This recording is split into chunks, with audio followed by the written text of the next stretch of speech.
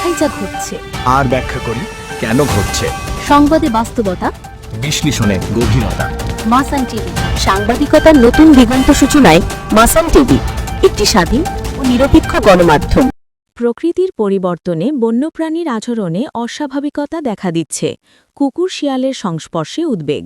বিশেষজ্ঞদের মতে বনভূমি উজাড়, খাদ্যের সংকট এবং মানুষের বসতি বৃদ্ধি পাওয়ায় শিয়াল লোকালয়ের দিকে চলে আসছে।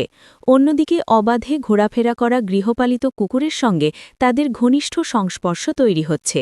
এতে রোগ সংক্রমণ, আচরণগত পরিবর্তন এবং বন্যপ্রাণীর স্বাভাবিক জীবনচক্র ব্যাহত হওয়ার আশঙ্কা রয়েছে। বন্যপ্রাণী বিশেষজ্ঞরা জানান, কুকুর ও শিয়াল একই গোত্রভুক্ত হলেও এ ধরনের সংস্পর্শ প্রকৃতির স্বাভাবিক নিয়ম নয়। এটি মূলত পরিবেশগত ভারসাম্য নষ্ট হওয়ার ফল। যথাযথ ব্যবস্থা না নিলে ভবিষ্যতে জনস্বাস্থ্য ও পরিবেশ উভয় ঝুঁকির মুখে পড়তে পারে। সচেতন মহল বন্যপ্রাণীর আবাসস্থল সংরক্ষণ, লোকালয় কুকুরের নিয়ন্ত্রণ এবং জনসচেতনতা বৃদ্ধির মাধ্যমে এই সমস্যার সমাধানের আহ্বান জানিয়েছেন। সাংবাদিকতার নতুন দিগন্ত সূচনায় মাসান টিভি, একটি স্বাধীন ও নিরপেক্ষ গণমাধ্যম।